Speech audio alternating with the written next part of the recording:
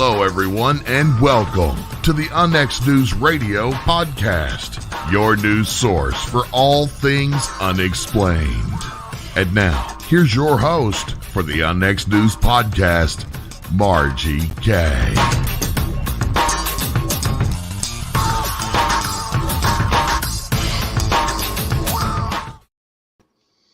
Good evening, everyone, and welcome to UNX News. I'm your host, Margie Kay, and boy, have we got a lot going on this month. There's been UFO sightings all over the country. In where I am right now in Kansas City, we have had multiple sighting reports, and now even more coming in the last week. So it's a little bit crazy for all of the investigators here in our state.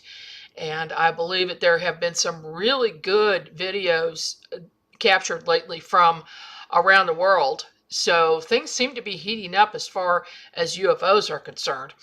Here at the X, we have got a really great evening for you planned on October the 31st. And that is, we're going to be live. We're going to be doing the show through the Jimmy Church Fade to Black show.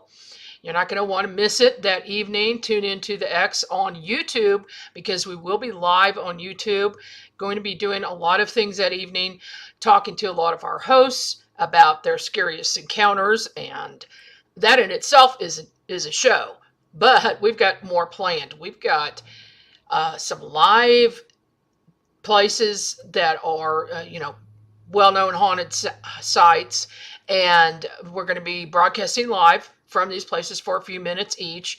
One of them is the Conjuring House, so you don't want to miss that. And then we also have the Best Decorated Halloween House contest going on. Get your house ready and get your entry in to us by the 25th because we have some great prizes for you. If you go to unxnetwork.com, all of the details will be there.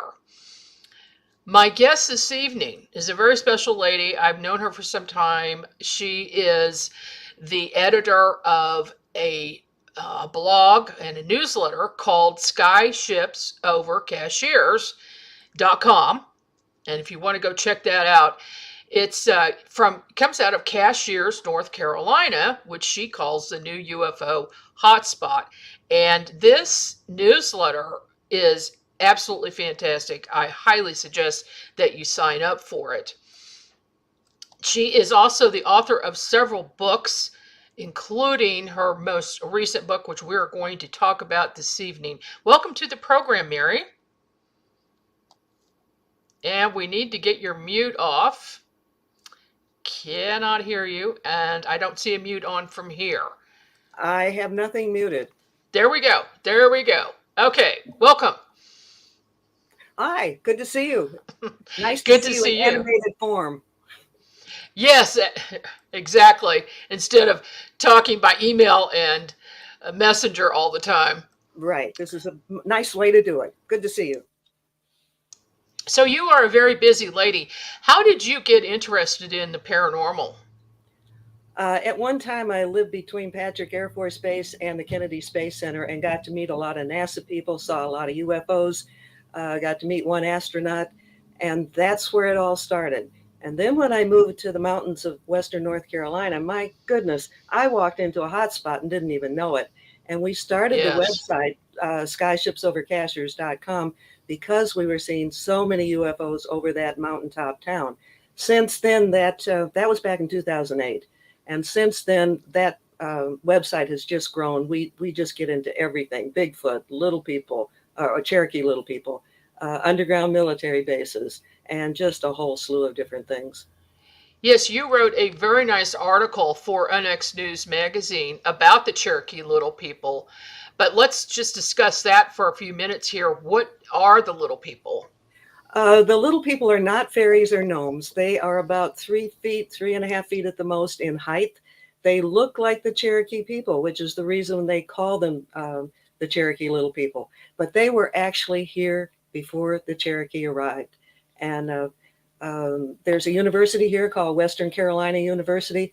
And when they were doing the initial digging For construction, they kept finding these little tunnels that were about 2.5 feet across, square cut, but with a rounded arch. And it was like a network all over the place. And they found little skeletons. They found a skull that at first the professors thought it was a child's skull from an Indian mound, but it had all its wisdom teeth, which you have to be, at least 18 to start hatching wisdom teeth. Yeah. So that was some of the evidence. And I was fortunate enough to meet the old timers who had done the original construction where they were cutting into virgin soil. And I spent many Saturdays one year around kitchen tables just interviewing these old timers because nobody had gotten that information. And I wanted to preserve it before everybody died off. Absolutely, and it's a good thing you did. Now, as far as the skeletons go, do you know where those are now? For a number of years, it was stored in the forensics lab at the university. According to 2 anthropology students who have graduated from that school system, within the last couple of years, those have been sent off to the Smithsonian, which just made me groan because I have well covered, and I'm sure you have too, about how the giant skeletons disappear into the vaults of the Smithsonian. Yes. So I don't know if we'll ever see this stuff again. But in this collection, in addition to the little people evidence, there were 2 giant skeletons, each with 6 toes on each foot. So that's another indication of a lot of things that go on in these mountains besides Bigfoot. Now, were they found in the same area as No, they're little from people? the same area. I do not know the details on that one. They were being real quiet about it. And they were not at all pleased, I'm sure, that I was exposing the secrets of that campus because, sadly, the people at the university seem to be much more interested in building new buildings than preserving really unique history. And they could have done both, but they chose not to. Yeah, it seems that they want us to know about a certain history, and that's it.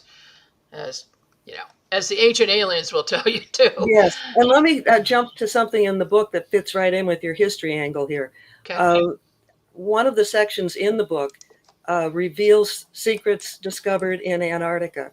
And one of the most exciting ones, and one that was immediately covered up, was that we found the remains of ancient cities that are emerging from the melting ice. We found the first one in September of a year ago. And since then, we found a total of 5. And you can see the walled structure, and multiple structures. And not only that, these cities take on an organic shape, the way our cities do, where you follow a contour of a hill or the contour of a river. And most scientists say that that continent's been covered in ice for or at least 34 million years. That means these are the oldest structures known in the world. And if you want to do a comparison, the Great Pyramid isn't even 5,000 years old. This is over 34 million years old. And for some reason, they don't want us to know that either, because I have the before and after pictures where you can see the original, where you can clearly see the evidence of the walls. And then they went and blurred it out. So you have to know it was there to even know it's still there. That's just crazy. There is so much in our history that we are really kept from knowing the truth about. And I think that's a big shame because there isn't any reason why people can't understand it. Sure, okay, giants walk the earth. Fine, little people walk the earth. I don't think it would be that big of a shock, really. I think people are, if they're talking about being ready to talk to aliens, what's the difference? I am absolutely puzzled that they want to hide that history. Apparently, they just don't want to break out of what's been taught to us all these millions of years. But that's not the only thing. I want to, your listeners and watchers probably are very familiar with the keyboard on the computer. If they're not, there is a button on there called print screen. When I find something interesting, I hit that immediately and save it. If anybody finds something hot when they're using Google Earth, save it, because if it's really a hot item, it may disappear. And so I'm able to show before and after pictures, before and after cover-ups on Mars and in Antarctica in particular. Yeah, that is fantastic. Now, let's get into the meat and potatoes of your most recent book. What's the name of it? The short title is Spy in the Sky. The long title is Spy in the Sky, Secrets and Cover-Ups on Earth and Beyond. And I get into things I've discovered on Mars, the moon, around the sun, in Antarctica, at the bottom of the ocean, and out in deep space. And I want everybody to know that this is like a picture book for adults. I have photos on every page except for 3. And I deliberately used a larger format book, slick paper, color photos of the satellite imagery so that you can see the details. I also give people the coordinates so you can go and check these things out for yourself. What do you think is the most interesting place that you have included in the book? I think what people really need to know is what's going on in Mars, because I have found evidence that clearly we're there already. And it's not just my word, and I'm sure you're aware of this. In December of 2020, the head of the Israeli Space Security Program, who had headed that up for nearly 30 years, decided to go public with what was being kept from the public. And it was in the Jerusalem Post, a well-respected Israeli paper. And I don't normally read anything when I'm on camera with somebody, but this is worth reading, and it's very short. This is part of his statement. And one of the things he said was, they have been waiting for humanity to evolve, this is the aliens, and reach a stage where we will generally understand what space and spaceships are. There's an agreement between the US government and the aliens. They signed a contract with us to do experiments here. They too are researching and trying to understand the whole fabric of the universe, and they want us as helpers. One more sentence from that full statement, and the full statement's in the book. There's an underground base in the depths of Mars where their representatives, the aliens, and also our American astronauts are located. And I have that in the book. And in the very next page, I have a discovery that really fascinated me when I stumbled on it.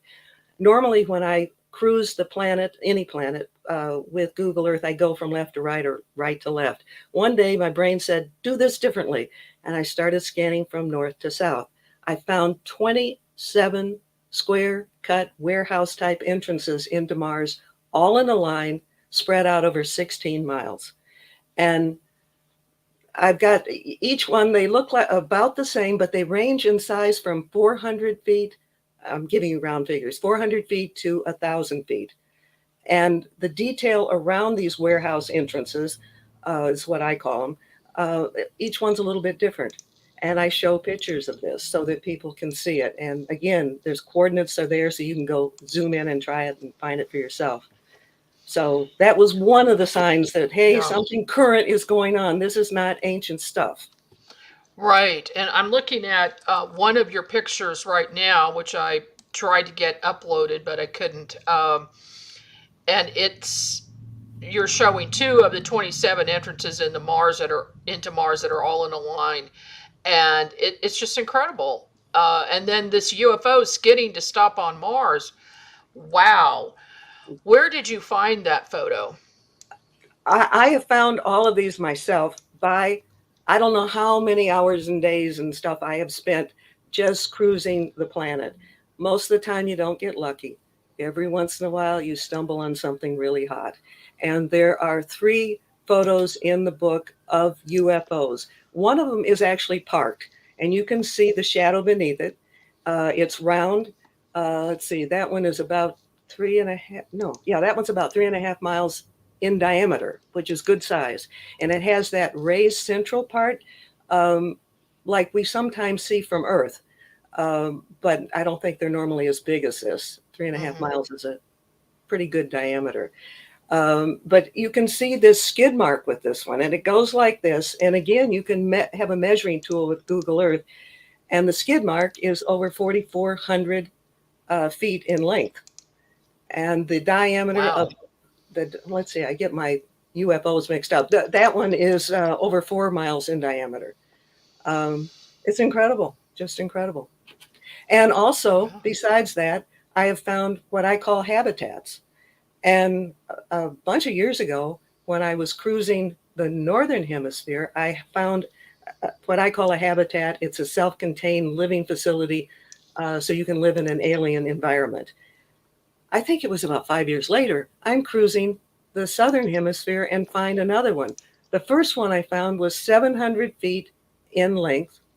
The second one was 10 times bigger. It was 7,000 feet in length.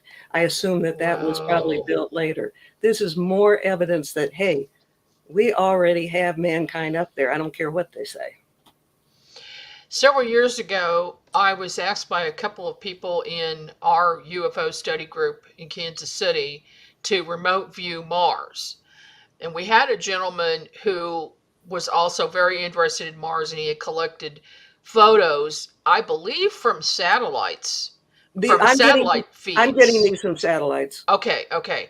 And apparently, he told me that the photos that come in from the US satellites are in black and white for Mars, or they add a red tinge to it.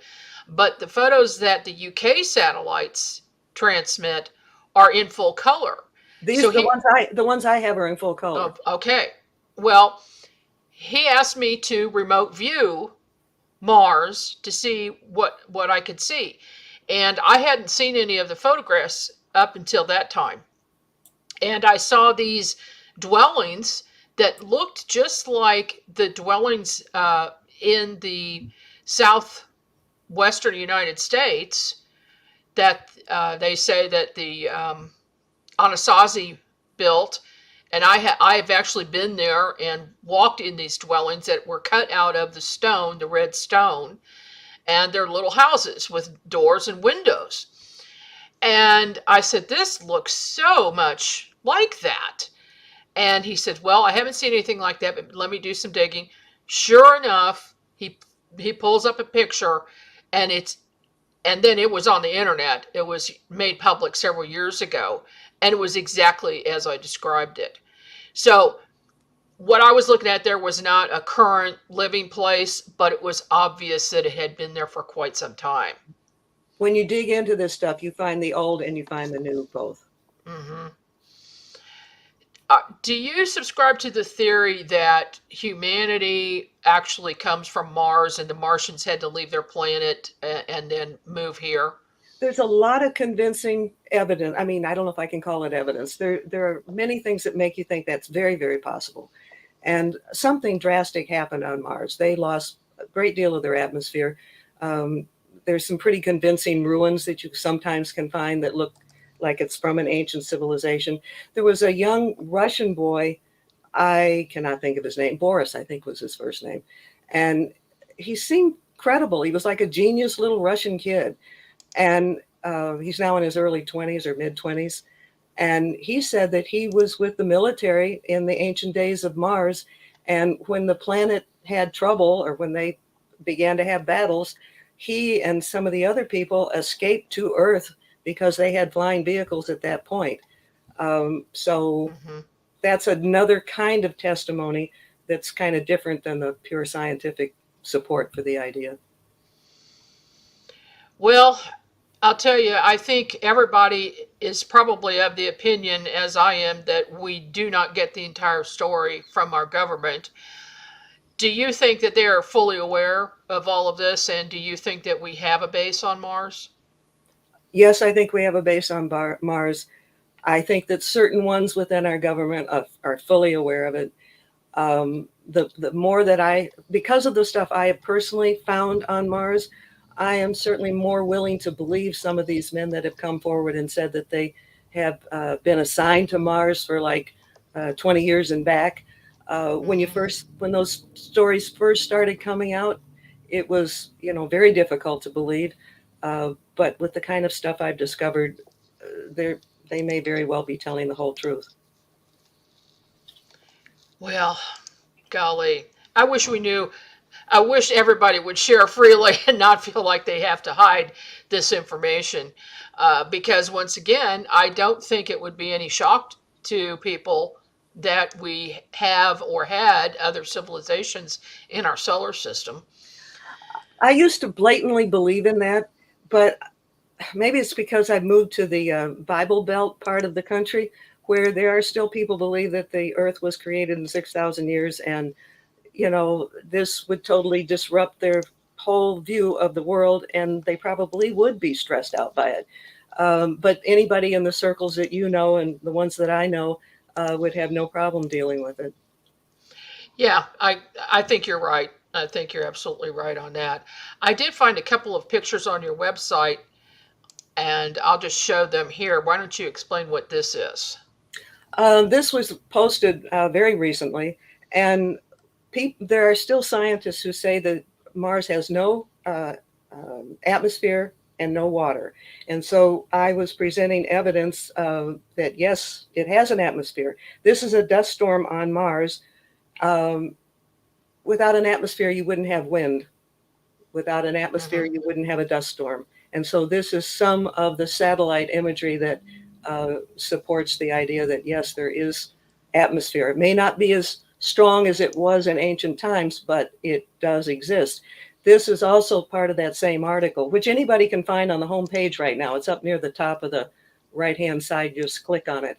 But these are clouds. You don't have, as far as I know, clouds are created with moisture. And those clearly look like clouds we find on Earth. That indicates that there is moisture.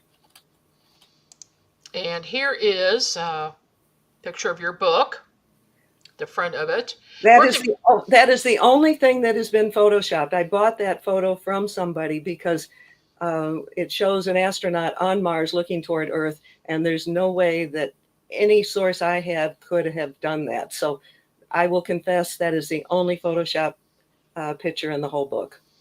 Well, we'll let it slide. I just thought it got the message across real quickly. It does. It most certainly does. And I like the cover. Where can people get a hold of your book? All of my books are on Amazon.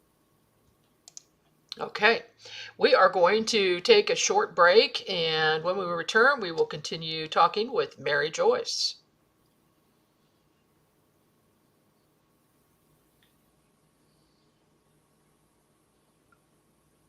Can I talk?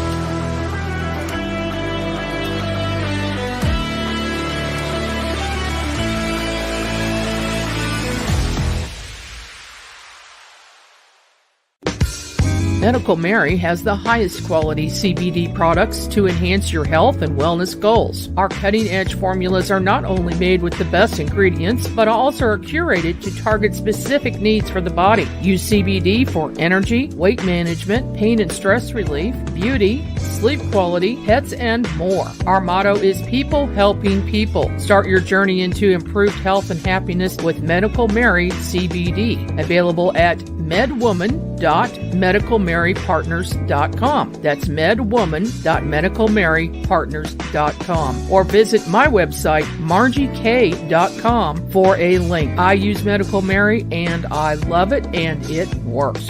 I sleep better and feel better thanks to Medical Mary CBD. Visit margiekay.com for more information. Are you thinking about purchasing a wood-fired heating or cooking appliance but don't know where to start? The new book, Wood-Fired Heating and Cooking, will guide you through the process and make the decision much easier. Find out about wood stoves, wood-burning fireplace inserts, masonry heaters, cook stoves, brick ovens, and more. Learn about operation and maintenance, buying and storing wood, even how to make your own charcoal. A bonus section includes delicious recipes for cooking in a wood-burning oven, grill, tandoori oven, or smoker. The wise homeowner, prepper, or homesteader will have the ability to heat their home with wood when the power goes out, or to save money on increasing gas bills. Wood-fired heating and cooking is available at Amazon. Visit www.woodfiredpub.com for more information. That's woodfiredpub.com.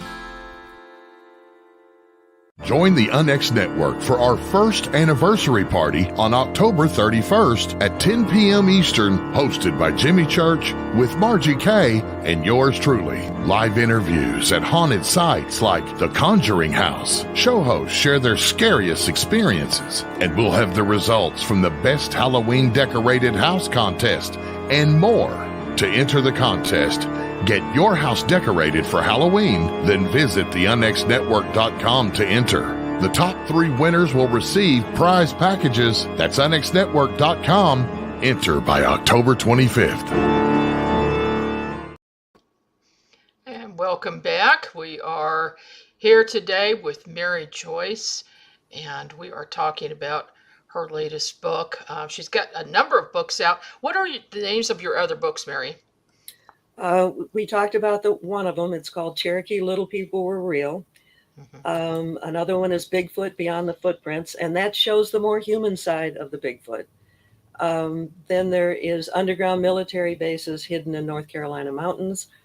Then there's another one, totally different, Tangible Evidence of Jesus Left Behind for Us to Find. So they're all totally different subject areas. I get bored easily. I can't keep doing the same thing all the time. I can tell you don't like to stick with one subject. I don't either. I like to move it around. Life is more interesting that way. By the way, before I have I don't want to forget to do this.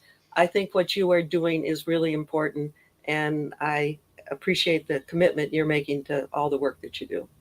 Well, thank you very much. And I appreciate your commitment as well. As you know, it takes hours and hours, and it's a lot of times there's no pay. Oh, yes. Yeah. This is not a moneymaker in any big sense of the way. No, it isn't. It's all about getting the truth out there, and right. And I appreciate you doing that. I grabbed a few more photos from your website while we were talking, since we were talking about Mars a little bit. Good for you. Like to pull this one up, and this is photo number 1. There's 3 photos in a row. Kind of looks like a doorway. All right. Now, the things that you're going to be showing from the website are not the things that are in the book. But okay.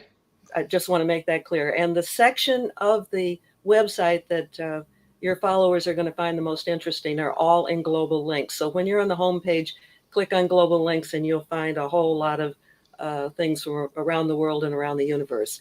This looks like an ancient door going into part of Mars. And the zoom, there it is at a distance. You can barely see it. It's just above that yellow arrow. In fact, in that shot, you can't tell it's there. And then there should be a close-up shot also. And there, if that doesn't look like some kind of a constructed entrance, you can even see the interior wall. So it looks like concrete. It does, or plaster or something. To me, this is absolute confirmation of an ancient civilization. This is not new. Hmm. Now let's move away from Mars for just a minute. Okay. What do you think about this? Um, there's a man that I know who has access to a lot of information that most of us don't have. And he contacted me. He was the first one that I heard who had told me this had happened.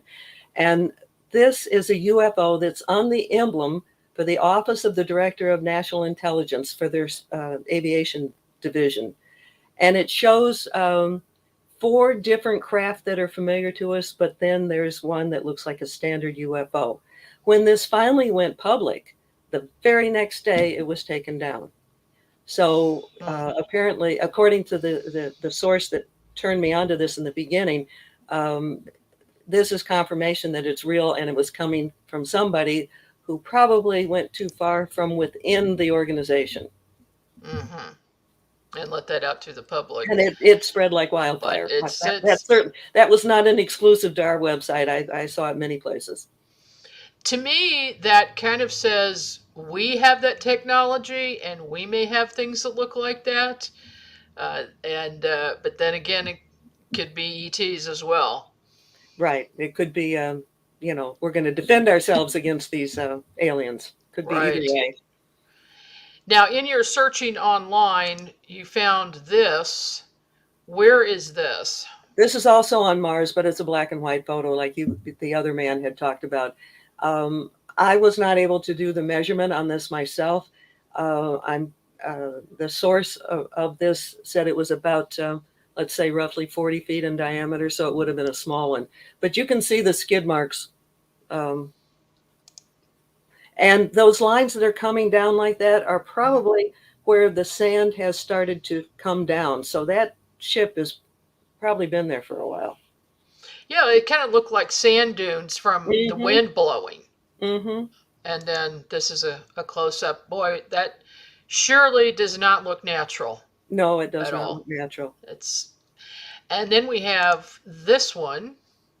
Oh, now that's one I debunked. Oh, okay. Because when I zeroed in on this, and I don't know if the zero in shots are there, you see the ring there, but what's right beneath it matches what's on either side of that ring. So it looks like a ring that's translucent or transparent. So I don't know how to explain that ring, but it is, that center part looks just like the ground beneath it. So it became more of a puzzlement, and I was not one of those who immediately concluded that was a UFO. I have to ask you if you've heard of any cases where UFOs or planes looked transparent, because recently I have 2 cases. In one case, a person filmed this from their Ring doorbell over Raytown, Missouri, and it's posted. They didn't notice it until they went back and reviewed their video, and it looks kind of like a stealth bomber, but the rockets, the jets are very dull, and the plane itself, or the object, is foggy and kind of transparent, while everything else around is super, super clear. Have you heard of anything like that? Not specifically, but I have seen what they are able to do with photo technology. Somebody can stand there and there's some kind of a screen that they can put, like, I don't know, it's like it's translucent, or they can make something disappear. So they have the real technical people have the ability to manipulate images. So we could very well have that technology applied to flying vehicles as well. Because I first learned about this capability quite a few years ago. So if it's been quite a few years, that means it has evolved. Well, I learned that quite a few years ago, about 15 years ago, that we have the ability to make an aircraft completely invisible. What I can't understand is why they would just simply make it transparent or have like a fog around it. So that makes me think maybe it's something off planet, and also flying right above the trees or right at the level of the trees. That's extremely bizarre. I have 2 cases just like that at the moment. Well, Uh, we know that alien technology can, uh, vanish and become invisible and shroud and so if it's alien, they can do it all. oh, yeah, absolutely. So, what is your next big project? Because I know you've got something going on. Right now, I'm focusing just on the website. Um, I just finished that book this summer, Hmm. and I take a deep breath. I don't start out to write books. I seem to collect information, and suddenly I've got a book. And Yeah. I'm not one of these people who just wants to be a writer and turn out books. That's not how any of these books have started. Now, you've got a lot of articles up here at skyshipsovercashiers.com going back to 2008. Right. One of your most recent one says UFO buffs think Columbus saw a UFO, and I know a lot of ufologists talk about this, but why do you think it's unlikely? Okay. I actually, when I was working for the Orlando Sentinel in Florida, I went down to San Salvador Island, which is where everybody seems to believe that Columbus first landed. And I was there during Columbus Week. Now, this at that time was it was called an out island. I mean, um, to give you an idea of how remote it was, when we landed there, it was an old World War II runway. And the guy from the bar, who was a pilot, would come out with a walkie-talkie and talk the plane down. So we're talking really primitive at that time. It's developed a lot since then. Anyhow, I got there. I went into the schools. I talked to the kids. I got to meet the people. I like to get into the thick of things. And one night we were out at the beach. It was right about the time when Columbus landed, around October 12th. And we're out there in the dark because there's no street lights anywhere, totally black, but they kept putting wood on the fire. And whenever they did it, there would be these sparks that would go way up. Well, they do that to keep the sandflies away. And they have Oh, done this forever. It's like everybody knows that as long as anybody can remember, that's how they keep the sandflies at bay. I am convinced from talking to those natives and also talking to the woman who headed up a reenactment of Columbus's voyage, um, that this is what Columbus saw. He saw things rising and falling. And people have come up even on the History Channel saying, "Oh, he was seeing UFOs." Something on the History Channel also stated that he was seeing underwater UFOs. I mean, they're hmm, going. I hmm. have in that article, I have the exact portion of Columbus's journal or diary, whatever, and they base all this on just a very, very tiny bit of information, and I think they've gone to the wrong conclusion. So even Here's, though I believe in UFOs, yeah, I'm not beyond debunking some of this. if you don't mind, I will read that excerpt. Go right ahead. Okay, so October 11th to 12th, 1492. The land was first seen by a sailor called Rodrigo de Triana, although the admiral at 10 o'clock that evening on the quarterdeck saw a light, but so small a body that he could not affirm it to be land. Calling to Pero Gutierrez, groom of the king's wardrobe, he told him he saw a light and bid him look that way, which he did and saw it. He did the same to Rodrigo Sanchez of Segovia, whom the king and queen had sent with the squadron as his comptroller, but he was unable to see it from his situation. The admiral again perceived it once or twice, appearing like the light of a wax candle moving up and down, which some thought an indication of land. Wow. If people That's all who, there is. yeah, if that's it, I've gotten his journal, and I've talked to the lady who did the reenactment, and she was consulting the admiral whose name I cannot remember. Morris, I think is his. I don't know. Anyhow, he is the authority on Columbus and his journal. So you have him. You have the head of that museum who did the reenactment of his journey, and you have my firsthand experience of watching this tradition of getting the sandflies to stay away with the fire and having these little lights go up and down whenever they put wood on the fire. I still am inclined to think that's all it was. wow. Wow. Why is Washington State the number one hotspot? I think it was one of your MUFON people that I quoted on that article. I don't get credit for that. I was quoting her totally, and she gave a whole lot of different reasons of why we have more cell phones. There are a number of bases there. There's I don't know. She's got a list there, and you're probably looking right at it. You have an advantage over me right now. I'm like, yeah, I'm looking at your website. But there's a lot to this. It's never boring, that's for sure, because there's always something new that comes up. You mentioned earlier, I just wanted to talk about Sasquatch for a minute. You've written about Sasquatch. Why do you feel that they are friendly to humans? Because I've been involved with experiments where we've interacted with them. So that would be my firsthand comment. I mean, we did food experiments. We did. I've gotten pictures of the caves. We've gotten pictures of the footprints. The most involved case we ever had. Oh God, it's almost too long to tell. But let's see, that was in 2015. So if anybody wants to see the whole story of the most complete episode of a Bigfoot that I have ever run into, go to the 2015 archives for the Bigfoot section. Okay. And I also see pictures of 14 Bigfoot stick structures, which are amazing, here on your site. And there's a picture of one peeking through the woods. I have had some communication with Bigfoot myself, so I'm in agreement with you.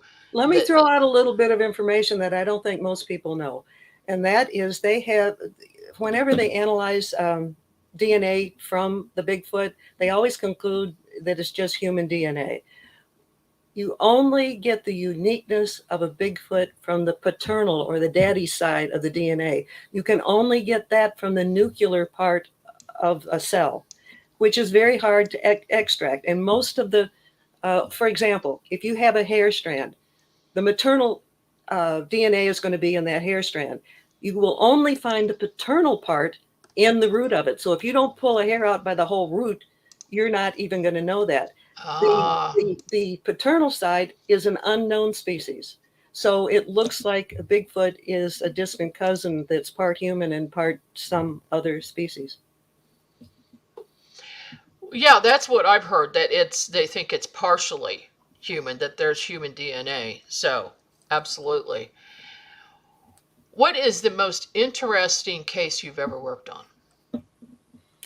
All right, I'll go back to that case that people can go and look up from 2015, and the people that lived on the land, they knew there was something in the woods that never bothered them, and then all of a sudden, the Bigfoot started breaking into their home. There were 2 homes in a valley, and a barn, and a pond. And I have pictures of the handprints all over the door when they were trying to bust in the door of the little house. They even got in around the people went to town and they left the hair, what do you call it? The clothes dryer running. They must have been fascinated by that because their handprints were all over it and they were watching this. Then they broke into the larger house and they drew on the walls. They took the toilet apart.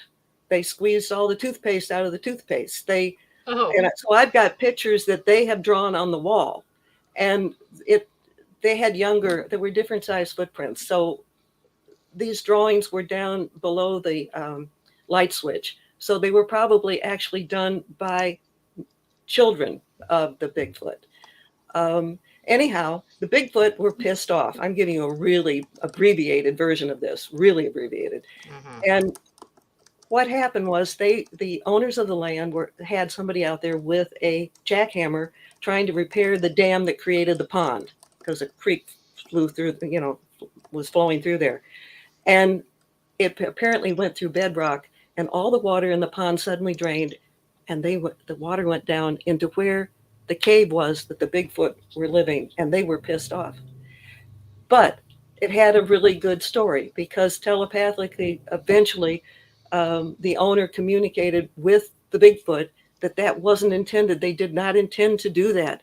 And when all this remorse was expressed, the Bigfoot left a gift at the front door. And it was an old piece of burlap. I mean, that's what it looked like. And it had like 3 old coins in it and some other little things in it. And it was left, and they didn't give him any problem after that. So we went from the people being terrified of the Bigfoot to everybody apologizing and making nice. So it was really quite an evolved thing. And it even went beyond that because there are a lot of caves in that area. So one time I went out with one of the guys who's lived there all of his life, and he had a machete, not to protect us, but we had to hack a path to get to the cave. And when we started heading out that way, we heard this sound that sounded like almost like a mechanical bird, a different kind of, it wasn't a bird. And off in the distance where we were headed, there was an answer. And then everything went silent. And where that first sound was, we saw Bigfoot prints. And then in my Bigfoot book, I have a picture of the cave also.